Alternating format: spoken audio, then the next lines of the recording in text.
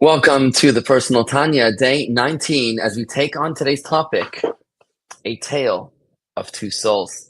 We've learned so far in the Tanya, as we cover this in 5 minutes a day or so, we've learned so far that there are not one but two souls that are fighting a battle within us. There's a battle raging within us, and most of us are barely even aware, being conscious, shining that light of consciousness upon that battle. That battles rages within us is what makes us alive, is what makes us human, is what gives us purpose and meaning in every minute of our lives. Today's Tanya goes into the details of this great battle. We've learned that the two souls are actually located in two different places in our body. The natural soul, the animal soul, is on the right side of the heart. It's much more emotional, whereas the godly soul is rooted in the brain and in the left side of the heart, where it's primarily mind over matter. It's primarily cerebral and rational. And these two souls, even though they're located in two different parts of the body, they're not divorced from each other. They are absolutely enmeshed. And they've got to figure it out. They're fighting a battle. It's a battle between the ego, which is the essence of the natural soul, and the purpose, the mission, which is the essence of the godly soul. This is not a battle between good and evil. It's a battle between selfish and selfless. Think of two drivers that are fighting over one steering wheel, one bus, one car. Who's going to drive that bus? Only one driver can fly the airplane, right?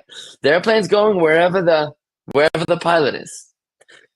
The two souls within us have only one body, one bus, one airplane, and they're fighting over the dominion, over the control over this body. The Alter Rebbe in Tanya today goes into great detail of what they both want. He starts off with the godly soul, and then he ends up with a very surprising twist as to what the animal soul really wants. Take a look. So the godly soul desires to have full control over the soul. Remember, the soul is mind and heart. It's intellect and emotions. The godly soul wants to be able to fill the mind with the wisdom of God and to meditate upon it, so that understanding of God becomes a feeling in the heart, to go through idea, understanding, and feeling, realization, to go from Chachma Bina all the way through to Das. And once you're able to meditate on the wisdom of God and the awareness of God, now you're giving birth to feelings that will ultimately lead to behaviors. And that will ultimately it will spill over into your garments of your soul, into your thoughts, your speech, and your action, even to the point of being able to harness the efforts of the animal soul, the natural soul, to serve the needs of the godly soul. The godly soul wants total dominion over you. You are the godly soul, and the godly soul wants you to be in touch with yourself. But think about a rider with a horse and a wagon, right? Think there's a horse, there's a wagon, and there's a rider. So if the rider is the godly soul, purpose-oriented, and the horse is the animal soul, which is selfish-oriented, and they're both fighting over the wagon. So if the driver is able to get control over the wagon, that's great. But imagine if he's able to get the horse to also participate. Now he can sit on the horse and drive the wagon with the power of the horse. That is what the godly soul wants. The godly soul wants to control the whole body with the assistance of the animal soul, serving the purpose of the godly soul. It's awesome. But then the Alter Rebbe goes into something amazing by introducing us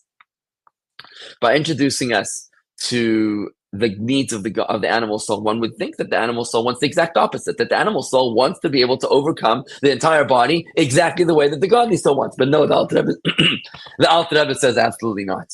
He brings a brilliant analogy from the Zohar, the founding text of Kabbalah, of a king who wanted to test the mettle of his son, the crown prince. So what he does is, how does he test the crown prince? He sends the most skilled seductress in the land. He hires a whore, a talented whore, to be able to go and do everything she possibly can to make the prince succumb to her temptation, to her seductions. So look what happens. The king wants that the prostitute should fail. The prostitute is a loyal servant of the king. She also wants that she should fail, and that the prince should be able to prevail. She wants that the prince should prevail over her in her attempted seduction of the prince. That's what she wants. And what does the prince want? The prince doesn't even know that he's on camera. He doesn't even realize that he's being watched all this time. So what's therefore happening is that the seductress, the prostitute, the whore, that is the animal soul who is also a holy servant of God. So just like the godly soul is a servant of God and wants to bring the awareness of God to the body, the animal soul, the natural soul, is also a servant of God that wants to do the same thing, but just that she was hired to test the king, to test the prince. And imagine somebody gave that memo to the prince. Imagine somebody said, by the way, to the prince, you're on camera. The king is watching you. The prostitute is only acting, and she also wants you to prevail over her. Of course, the prince will prevail. Imagine somebody knocked on his door and says, by the way, you're going to get a knock on your door in 5 minutes. It's going to be a prostitute, but it's a honey trap. Don't fall for it. You're on camera. Then, of course, the prince will prevail. That's what the Alter Rebbe does to us today in Tanya. He says, he blows the cover of the animal soul. He says the animal soul is not really trying to pull us, to lure us into sin, into selfishness. What the animal soul is trying to do is just there to test us so that we can win, so that we can prevail. Let's not fail this test. We can do this. From here, as we finish chapter 9 today, in the next chapter, we're going to finally be able to answer the questions with which we opened the book of Tanya. We're finally going to be able to answer in the next chapter the definitions of what is a tzaddik, the two kinds of tzaddik, the righteous person. In the next chapter 11, we're going to answer the questions about the rasha, the wicked person, the two levels of wicked. And finally, in chapter 12, we'll be able to explain what the intermediary Jew, the struggling Jew, the middle level is, which the book of Tanya was written for, the imperfect person. That's a wrap. You can do this. Let's try to apply.